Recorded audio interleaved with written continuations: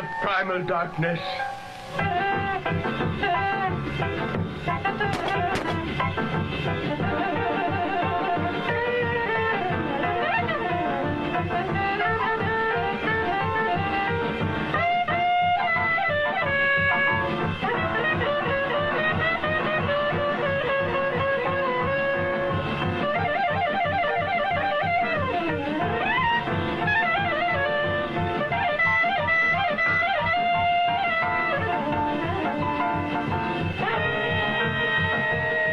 I'd read about Manos, the Hands of Fate, in the Psychotronic Encyclopedia of Film, which was a compendium of bad and B movies. And it just referred to this very strange, very weird little movie that was made by a fertilizer salesman in El Paso, Texas back in the 60s. I'll get the luggage.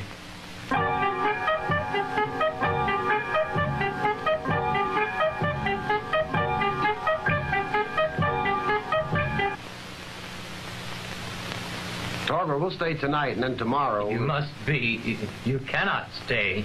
The master would not approve.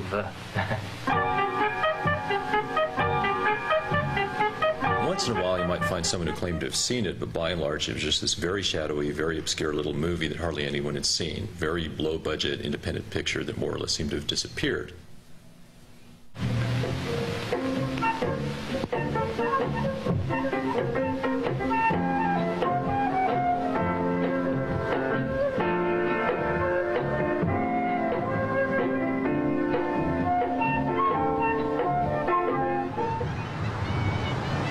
This is one of the cameras we used in Manos. It's a 16 millimeter. We used to call it the howling growl. And you kind of wank it up like this.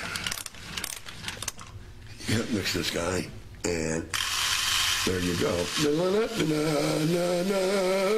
We knew Hal Warren because he was an actor at Little Theater. We'd known him for a couple of years, but he was an actor. That was it. And was a nice enough guy. Didn't realize he was just fucking nuts, just totally nuts. I mean, just wacko out, because he was.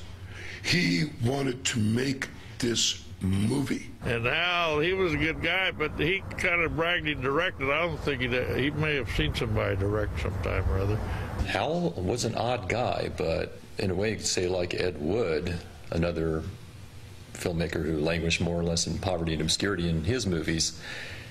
He had a very distinctive vision. And he was absolutely single-mindedly dedicated to putting that vision onto film, and he succeeded. He was going to be the star, the director, the producer. Must be the master himself. And the energy that this guy had was incredible. Everybody got felt with this thing. I mean, everybody. He comes down and he says, we'll give you 6% of the movie, and we'll give you 5%. That's 11%. Would you do it? I went, does that mean we get laid too? He says, yes, if you can get laid, that's okay too. I said, we're going to do it. Let's do it. And we did it. The first thing you notice is how obviously cheaply it was made, but beyond that, it's just not told in the way of a conventional Hollywood movie. There's something just very odd and bizarre about the whole environment, the whole setting, and the characters and plot of the film. And it's just not like anything you've ever seen in a movie before. It's just not traditional Hollywood storytelling. Killing doesn't help anymore.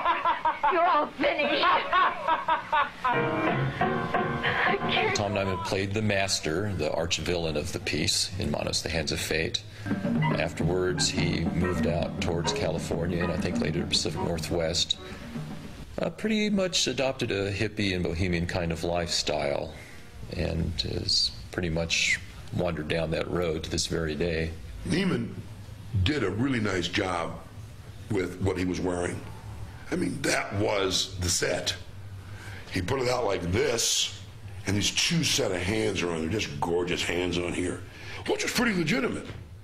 And he did the full-length self-portrait with him and the dog and the thing, which also looked really nice.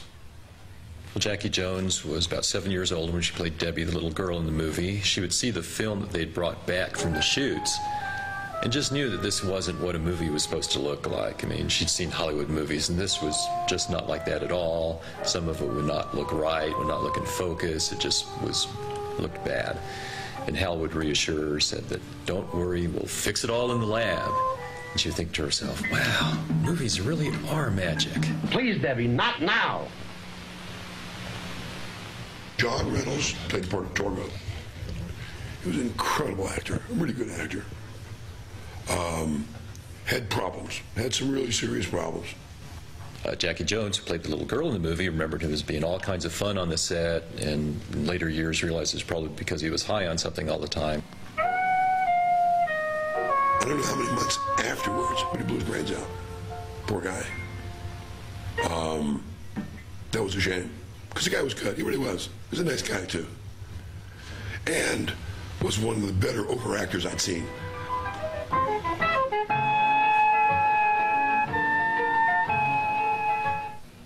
Basically, the roles everybody had like 19 roles on everything. I basically did camera, assistant camera.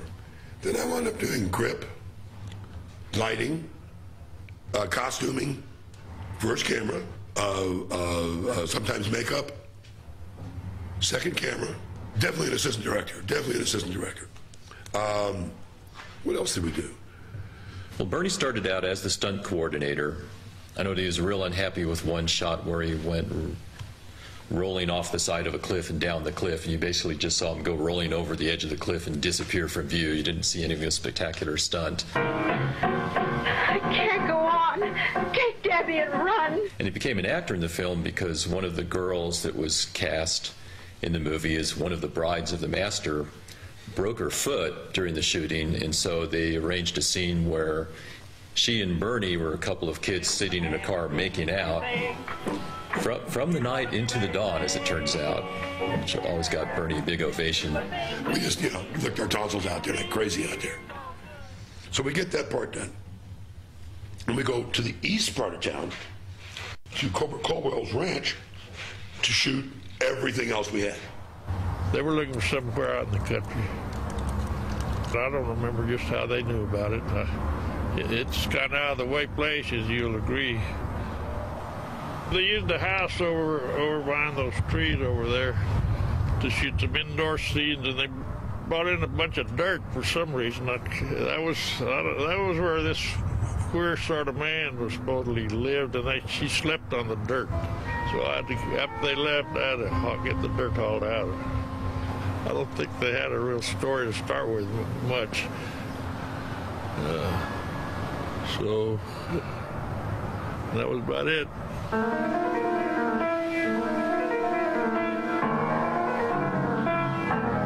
Well, in the screenplay, the women, the brides of the master, were described as wearing these very diaphanous outfits. They're supposed to be pretty sheer and see-through. They show up, they have white panties on from here to here, something like you did made in 1955. You know what I mean? I said, no, it's this.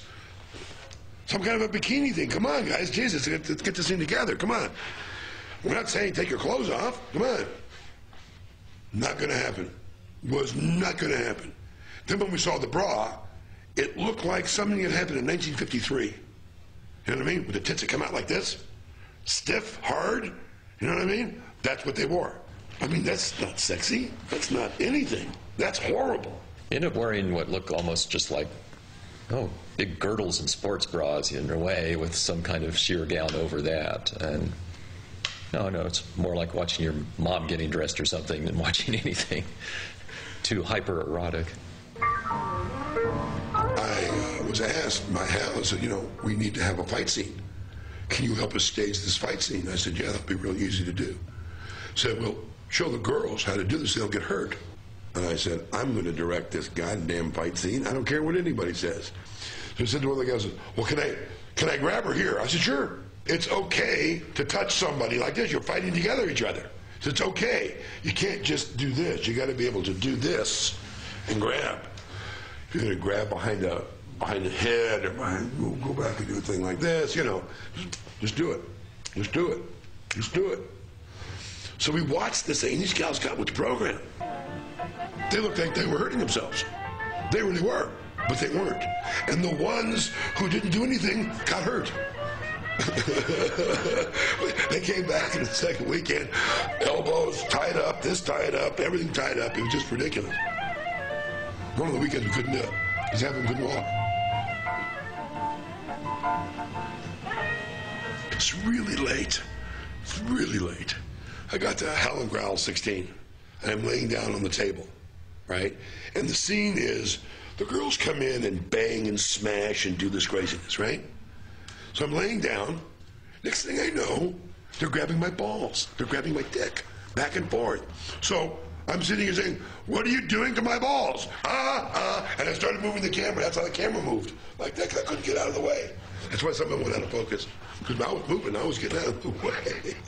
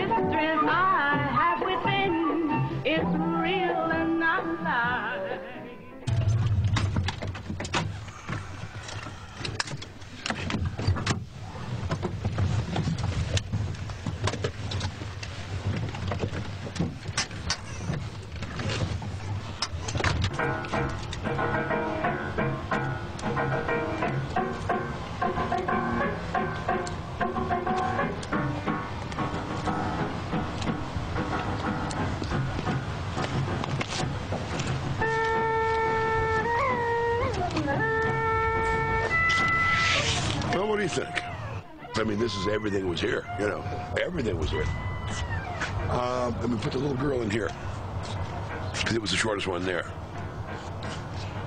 Hal Warren thought that was brilliant. I thought that was brilliant.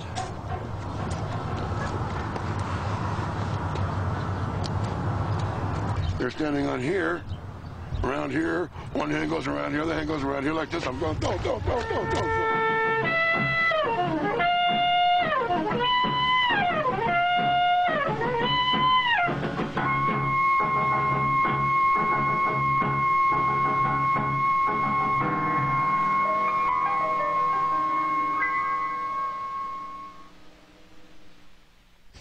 Then we come to find out about, I don't know, 5 weeks, 3 weeks into the thing, we're having a party one night. We said, by the way, what percentage did you have the thing? Well, what's your percentage? Well, what's your percentage? Well, we got 150% real quick. And we knew that there were lots of other people who put real money into it. So we figured about 300% out there. But we're going to get it done because we have a commitment to do this. And these other people really wanted to do it. We really wanted to do it as well. But it took it really difficult to deal with this guy. Everybody wanted to leave at one time or another. Several people wanted to leave several times. Because Hal was just driving me crazy. Just nuts. There's quite a bit of tension on the set. They were working their day jobs and then going and shooting all night doing this. And just tempers would flare. Hal was, I guess, a little prima donna, the director, star, producer of the film, the Orson Welles on the set. Everybody was always into it until about 10 o'clock. And then it got a little old. And then by 1 o'clock, it got real old. Because we were all ready to do it. And then we'd wait for this and wait for this and wait. And I said, what are we waiting for? Well, we're waiting for the... I said, what are you waiting for? We've been here a half hour. Come on, man. Dressed and ready. Lights are ready. Come on. I want to be alone for a moment before I start. This is Hal. I said, okay, Hal. No problem. Give us the high sign, Hal. And he would walk over and...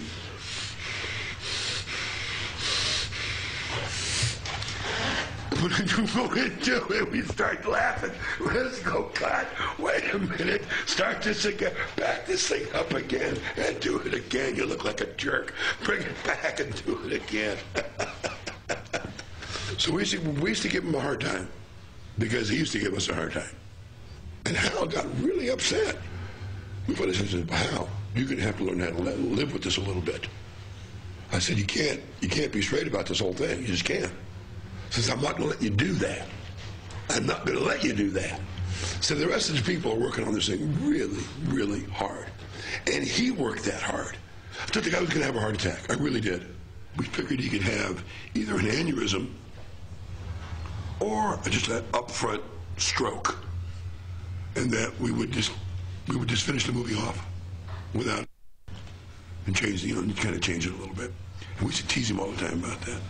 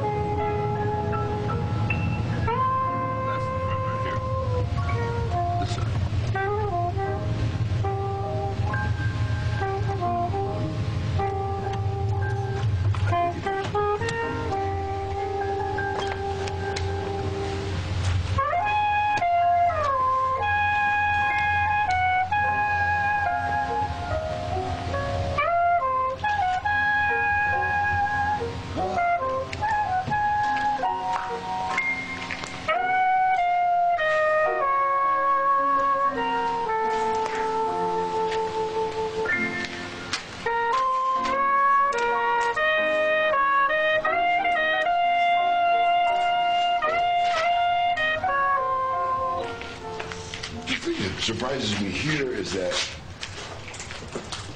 the shot, the way it's laid up, is a real narrow shot. That the room is very long, though, because we're up against the wall like this.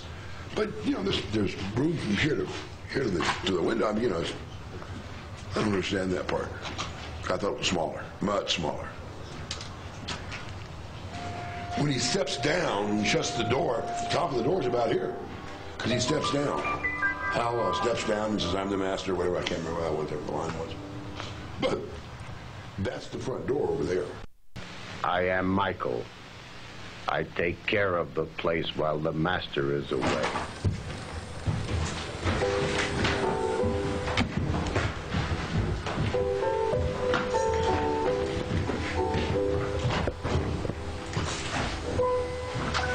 What do you think?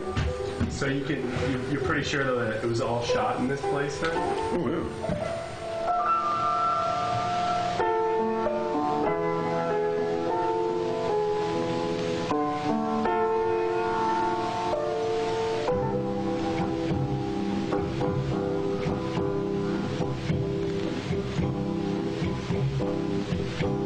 Forgetting you is a thing that I cannot do.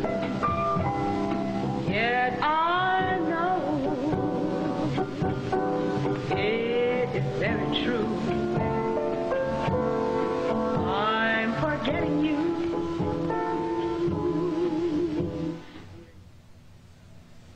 Well, the film had what you could only describe as a disastrous premiere at the Capri Theater in downtown El Paso. And this was a big deal for El Paso. I mean, serious deal in El Paso. The mayor was there, everybody was there, everybody sitting down by tuxedos and stuff. Hal Warren, the cheap bastard that he was, rented a 1953 Cadillac, black. This Cadillac limousine would pull up in front of the theater and disgorge a couple of the stars of the movie who would step out, and then it would drive off. And we were around the corner, and everybody went in 4 at a time.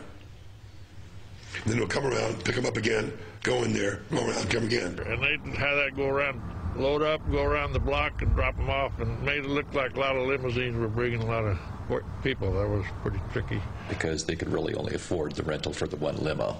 Then we knew right away that we were in trouble.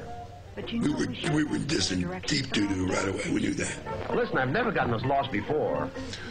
So we sit down, the mayor doesn't follow all the bullshit, back and forth, sit down. Waiting for the movie. I mean, we're like holding our breath because no one had seen this. I mean, it was like, didn't know how bad could it look? I mean, how bad could it be? Then all of a sudden, boom, it starts like this. Someone's trying to go like this. Hello. Yes, my dear, still love you very much. Can you come and talk on it? It was crazy. You couldn't hear anything. It was just nuts. And they're standing on top of the hill. I'm going, this is the beginning of this. This could not happen this way. Please, God, don't let it be this bad. Please don't. And he comes in, he pulls, and he stops. And they begin talking. How many times do we have to chase you kids? Oh, she. Holy cow. And it's kind of like, hello? I think we're doing something Where are you? wrong. Okay. I'm going, what is this? Why don't you guys leave us alone? As soon as any of the characters opened their mouth and the dialogue came out, you just heard people in the audience snickering. And soon there were just, I guess, gales of not very appreciative laughter. We got smaller and smaller and smaller. By the time 35 minutes was in this thing, everybody was screaming. I mean, screaming at the top of their voice. It was hysterical. It was hysterical. The cast and crew were just like slinking down to their seats. I think some of them snuck out of the theater before the end rather than face, the humiliation of being seen by the audience afterwards. I was a little embarrassed. A little embarrassed. We kind of like we were taking a cigarette break or something, just kept right on walking, And 5 years ago, 7 years ago, we get a phone call. Were you in the movie so-and-so? I went, huh? Who are you? So the guy starts talking about Manos. And like, it's a big deal. I said, it's a big deal. So we're saying you were on your life, man. What do you mean a big deal? Oh, no, you don't seem to understand. It was discovered by the Mystery Science Theater 3000 people, and they pretty much did just that, held it up as a comedy, or at least made a comedy of it. Well, made fun of it, really. And then we got phone calls 6 months more later, and then a year later, more phone calls, more phone calls. And then I finally realized that this thing was so bad. We all knew that, but we didn't know that everybody else knew that. Then it found a huge cult audience. The audience just embraced its badness and the weirdness of its characters. Torgo just became a big popular character with his own huge fan base. And in its weird way, the movie survived in a time when most of the movies ever made have just disappeared and been lost forever.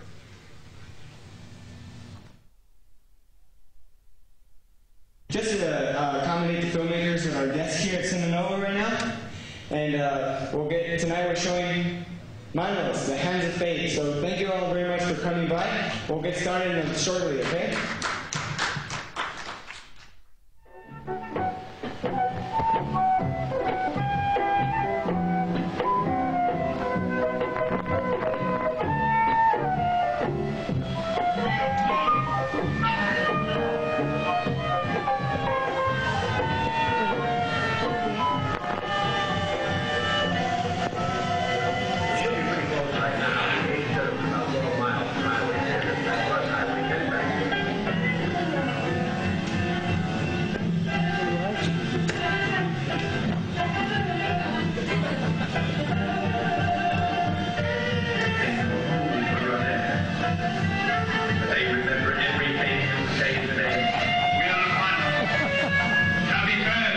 Say the film lives up to its reputation.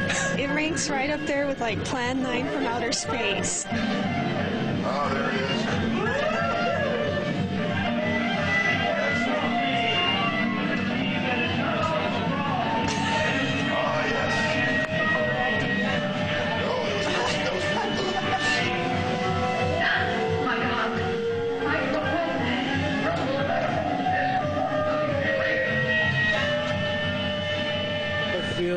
That I've actually seen the worst movie ever made. It's like an ugly dog, you gotta love it. Yeah, it's pretty bad. Manos will be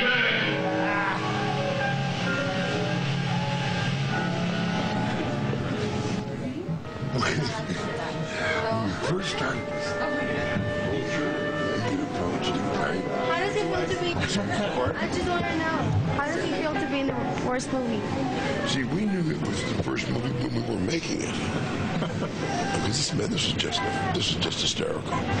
It made it worthwhile. It really did. It really did. I'm glad you guys enjoyed it too. Oh, yeah. Most definitely. Good. Guys, I'll see you later. Okay. What up to my life? You couldn't make it any worse than it already was. You just couldn't. And that was the whole thing that made it funny. It was embarrassing. God, was embarrassing. I mean, really embarrassing. And I don't know, I don't know what to say. But we had a good time, though. We really did. That's the thing I wanted to make people to understand. These people had a great time, just a great time.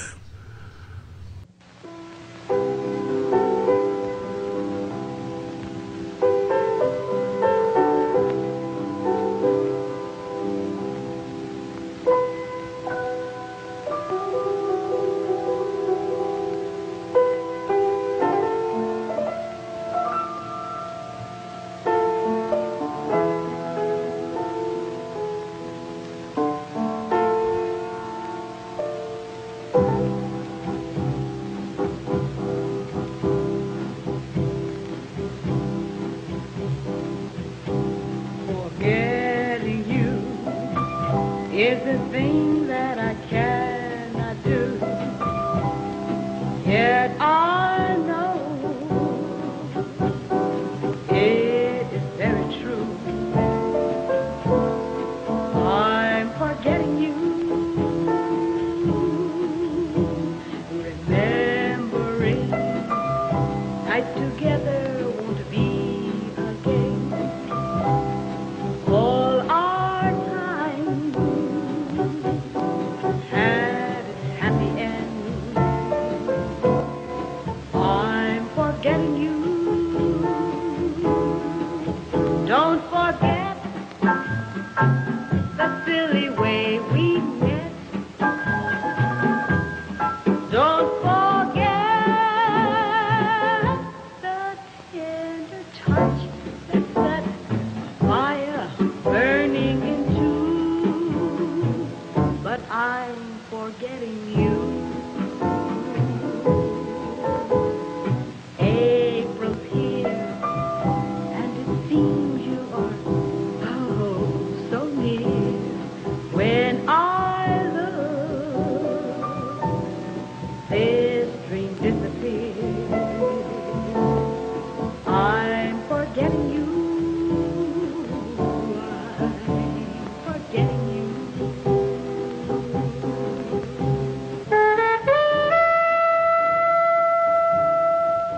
Don't forget the silly way we met. Don't forget the tender touch that set fire burning in two. But I'm forgetting you. April's here, and it seems